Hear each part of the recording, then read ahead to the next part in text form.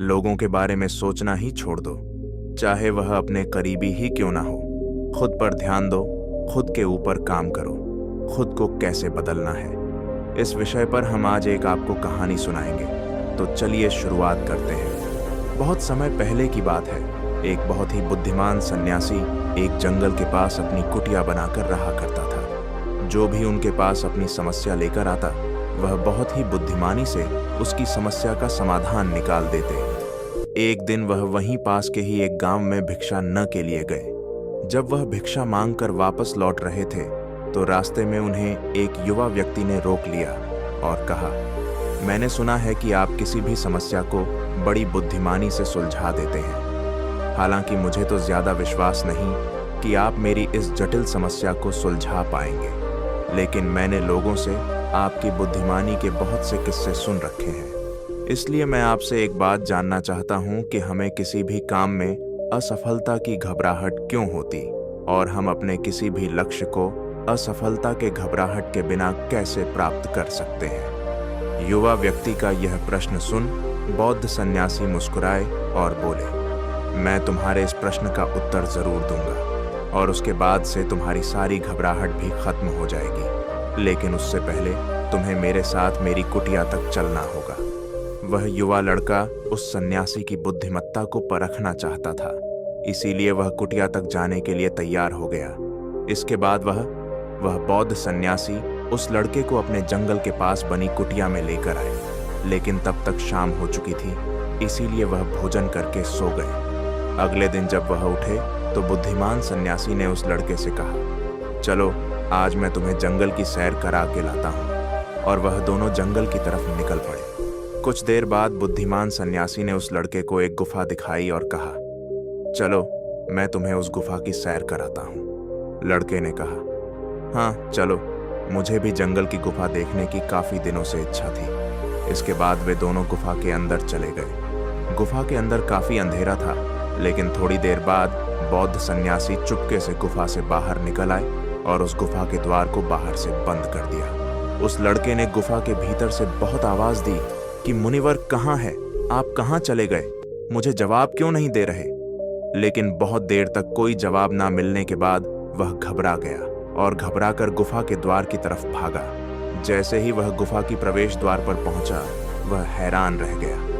यह क्या, यहाँ तो किसी ने गुफा के द्वार को बाहर से बंद कर दिया है। अब मैं बाहर कैसे निकलूंगा। अब वह अकेले अकेले उस अंधेरी गुफा में काफी भयभीत और परेशान हो गया। वह सोचने लगा कि कहीं उस सन्यासी ने उसे मारने की योजना तो नहीं बनाई थी। अब वह गुफा में इधर उधर घूमकर बाहर निकलने का रास्ता ढूंढने लगा। वह गुफा में काफी देर तक इधर उधर भटकता रहा, लेकिन उसे बाहर निकलने का कोई रास्ता नहीं मिला। अब उसे जोरों की प्यास और भूख भी लग रही थी, इसीलिए वह शांत होकर एक जगह बैठ गया। तभी उसे एक सुरंग से सूर्य की रोशनी आती हुई दिखाई दी, और उस रोशनी आने वाली सुरंग तक पहुंचना बहुत ही कठिन था, क्योंकि चारों तरफ बस अंधेरा ही अंधेरा था, और वह सुरंग भी काफी ऊंचाई पर थी। पर फिर भी वह तुरंत उठा और अपनी सारी भूख प्यास को भूलकर अपना सारा ध्यान उस गुफा से बाहर निकलने पर लगा दिया। काफी मेहनत और प्रयास करने के बाद वह उस सूर्य की रोशनी आने वाली सुरंग तक पहुंच गया, और कुछ दूर तक उस सुरंग में ही ऊपर चढ़ता गया। तभी अचानक उसे वह सन्यासी हाथ आगे बढ़ाता हुआ दिखाई दिया। वह लड़का झट से उस सन्यासी का हाथ पकड़कर बाहर आ गया, और बाहर निकलते ही उस सन्यासी को गुस्से से चिल्लाकर कहा, मुनिवर आप पागल हो गए हैं, आप मुझे अंधेरी गुफा में अकेले छोड़कर आ गए। आपको पता है मैं कितना भयभीत हो गया था और मुझे कितने जोरों की प्यास लगी है। उस सन्यासी ने मुस्कुराते हुए उसे पानी दिया और कहा, अब मेरी बातों को ध्यान से सुनना।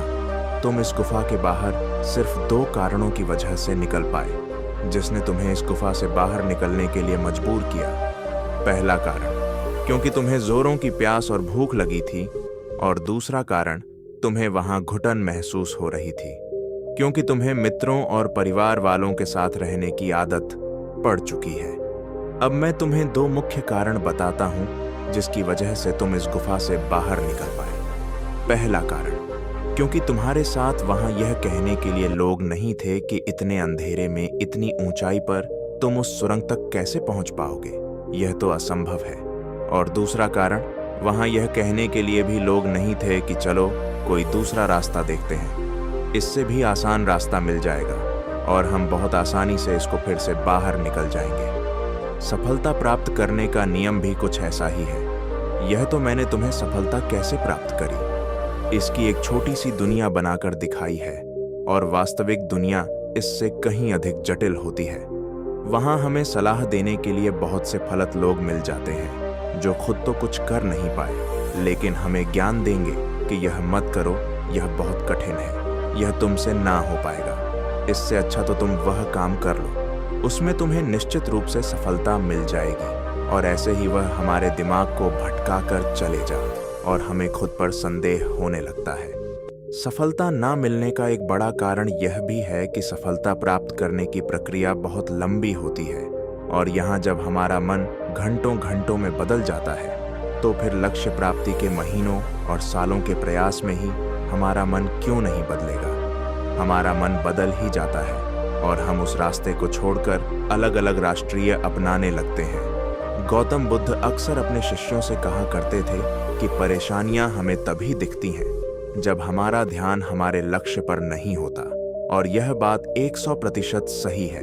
जैसे जब एक तीरंदाज तीर मारने वाला होता है तो वह अपनी एक आंख को बंद कर लेता है और दूसरी आंख से सिर्फ लक्ष्य को देखता है, तब जाकर वह अपने लक्ष्य को भेद पाता है। ठीक इसी प्रकार हमें सफलता का डर तभी लगता है जब हमारा ध्यान अपने लक्ष्य पर ना होकर रास्ते पर आने वाली कठिनाइयों पर होता है। तो तुम इस गुफा से बाहर इसीलिए निकल पाए क्योंकि तुम्हें गुफा के अंदर सुरंग से आने वाली रोशनी के अलावा और कुछ दिखाई नहीं पड़ रहा था। अगर उस गुफा के अंदर प्रकाश होता तो तुम वहां के बड़े बड़े गड्ढों और कीड़े मकोड़ों को देखकर डर जाते और वहीं भटकते रह जाते। इसीलिए अपना सारा ध्यान केवल अपने लक्ष्य पर टिकाए रखो और आसपास क्या हो रहा है, लोग क्या बोल रहे हैं, उस पर ध्यान देना बंद कर दो। तुम्हारे मित्र और रिश्तेदार क्या कर रहे हैं, उन्हें सफलता मिली कि नहीं, यह सब देखना बंद कर दो और केवल खुद के काम पर ध्यान दो। फिर देखना कि जब तुम्हारा समय आएगा तो लोग खड़े होकर तुम्हारे लिए तालियां बजाएंगे। और इतना कहकर वह बुद्धिमान सन्यासी मौन हो गए। उस युवा लड़के ने कहा, मुनिवर, आपने तो आज मेरी आंखें ही खोल दी। आपने कही हर एक बात में ही मुझे बुद्धिमानी नजर आई। आप सच में बहुत बुद्धिमान हैं, इसीलिए सभी आपको बुद्धिमानी का लोहा मानते हैं। मैं आपको वचन देता हूं कि आज से मैं मेरे मन को कभी भी असफलता के डर से नहीं सताऊंगी।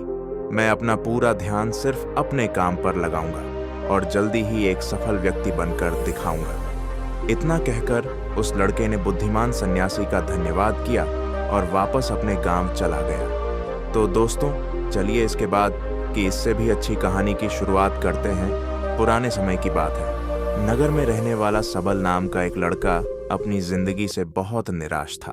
उसकी निराशा का कारण यह था कि वह अब तक कुछ भी नहीं कर रहा था।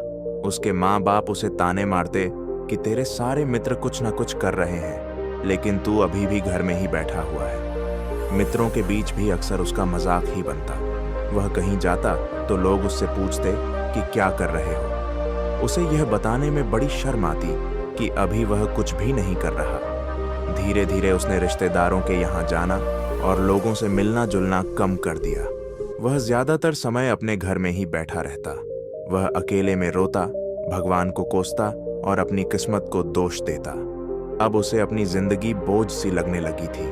कभी कभी वह सोचता कि जब वे कुछ करने के लायक ही नहीं है तो फिर उसके जिंदा रहने का भी क्या फायदा, उसे तो मर जाना चाहिए। एक दिन वह अपने नगर की एक सड़क से गुजर रहा था। तभी उसने देखा कि एक गुरु दुख के ऊपर प्रवचन दे रहे हैं। वह भी वहीं भीड़ में पीछे बैठ गया और गुरु के प्रवचन सुनने लगा। गुरु बोल रहे थे कि दुख एक गुरु की भांति होता है जो हमें जीवन की सच्चाई दिखाता है और हमें सही से जीवन जीने का तरीका सिखाता है।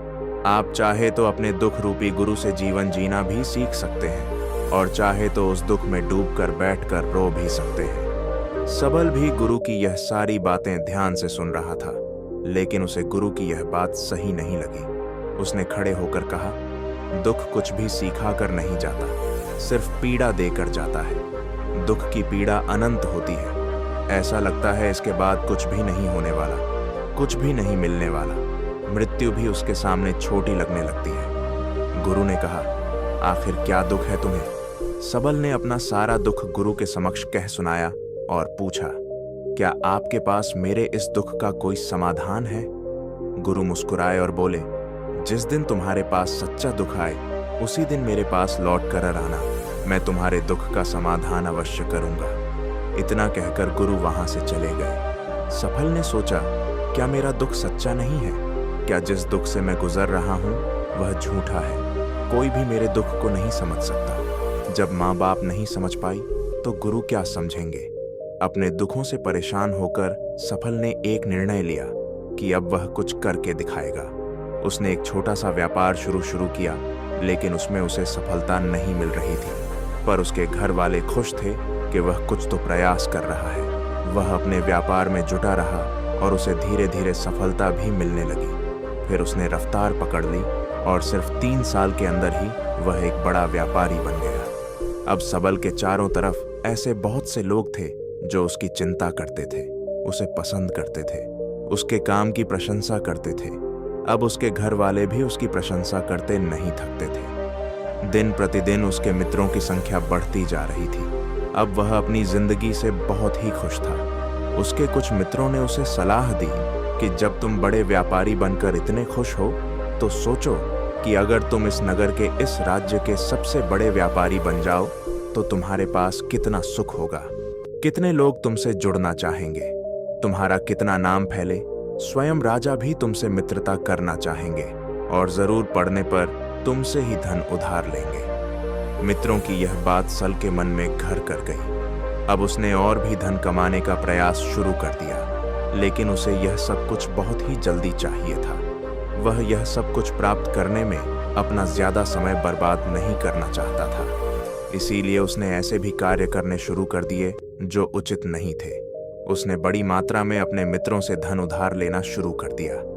ज्यादा मुनाफा कमाने के लालच में अपने सामान में मिलावट करने लगा। उसने दूसरे व्यापारियों के खिलाफ षड्यंत्र भी रचे, उन्हें डराया, धमकाया। जैसा जैसा उसके मित्र उससे कहते गए वह वही करता गया। वही इन तरीकों से ज्यादा धन तो कमा रहा था, लेकिन अब उसके जीवन में सुकून ही रह गया था। उसके मन की शांति गायब हो गई थी। उसे रातों में नींद नहीं आती थी। वह किसी उधेड़बुन में लगा रहता था। सुख सदन की सारी वस्तुएं होने के बाद भी उसे किसी में सुख नहीं मिल रहा था। एक दिन सबल अपनी गाड़ी में सवार होकर कहीं जा रहा था। तभी रास्ते में उसे गुरु का आश्रम दिखा।